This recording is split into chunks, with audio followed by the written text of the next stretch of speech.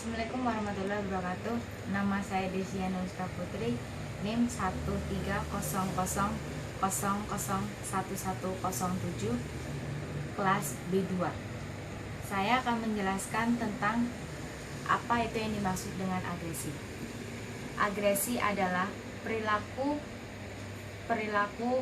mencelakakan orang lain, yaitu secara verbal dan non-verbal. Perilaku yang tidak disengaja menyebabkan bahaya atau sakit bukan merupakan agresi.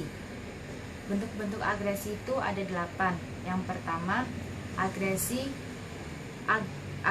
fisik aktif yang dilakukan secara langsung, misalnya membunuh, memukul, dan lain sebagainya. Yang kedua, agresi fisik aktif yaitu dilakukan secara yang dilakukan secara tidak langsung, yaitu membuat jebakan untuk orang lain.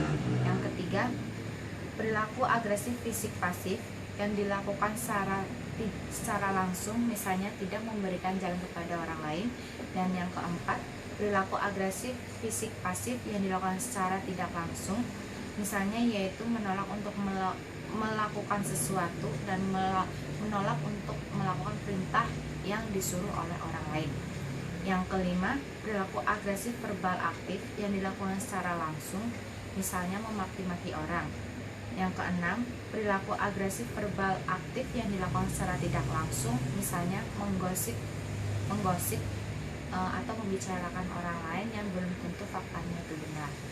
Yang ketujuh, agresif verbal pasif yang dilakukan secara tidak langsung, misalnya menolak untuk berbicara dengan orang lain dan menolak untuk menjawab pertanyaan dari orang lain.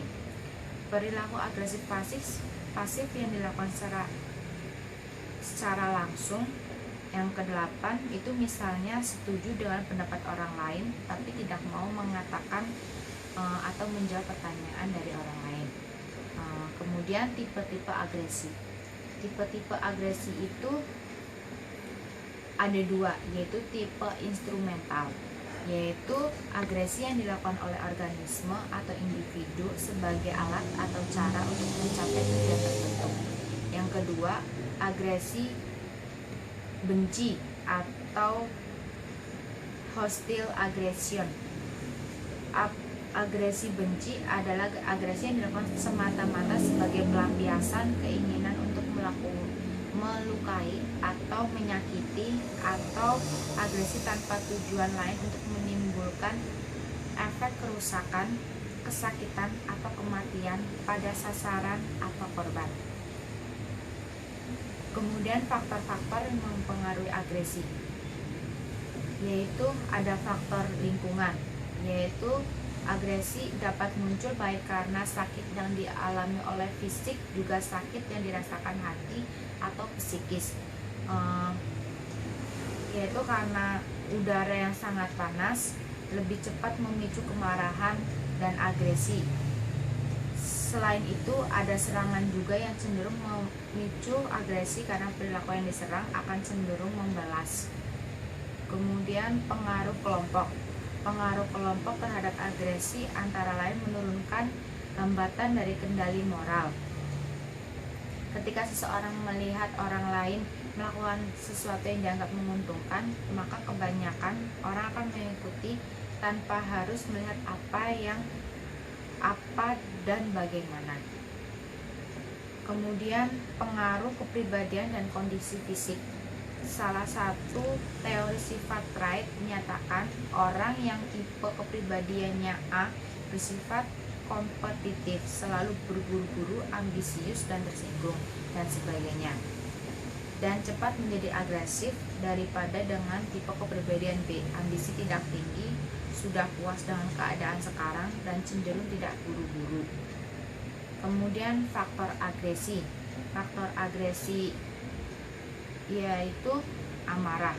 Amarah merupakan emosi yang memiliki ciri-ciri aktivitas sistem saraf parasimpatik yang tinggi dan adanya perasaan tidak suka dan yang sangat kuat disebabkan oleh adanya kesalahan yang mungkin menjadi nyata pada saat marah.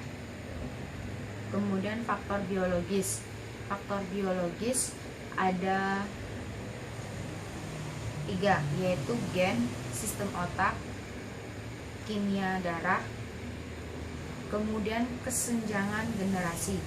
Adanya perbedaan atau jurang pemisah antara generasi anak dengan orang tua yang menyebabkan hubungan komunikasi anak dan orang tua menjadi tidak nyambung. Kegagalan komunikasi antara orang tua dan anak diyakini sebagai salah satu penyebab timbulnya agresi pada anak. Kemudian lingkungan, faktor yang disebabkan ini mencakup kemiskinan, anomitas, suhu udara, frustasi, pendisiplinan yang keliru, tontonan kekerasan. Cara mengurangi agresi yaitu dengan cara menanamkan modal. Penanam modal yang tepat untuk mencegah kemunculan tingkat agresi itu sangat diperlukan, karena secara berkesinambungan dan konsisten sejak usia dini di berbagai lingkungan dengan melibatkan segenap pihak yang memikul tanggung jawab dan proses sosialisasi. Kemudian pengembangan tingkah laku non agresi.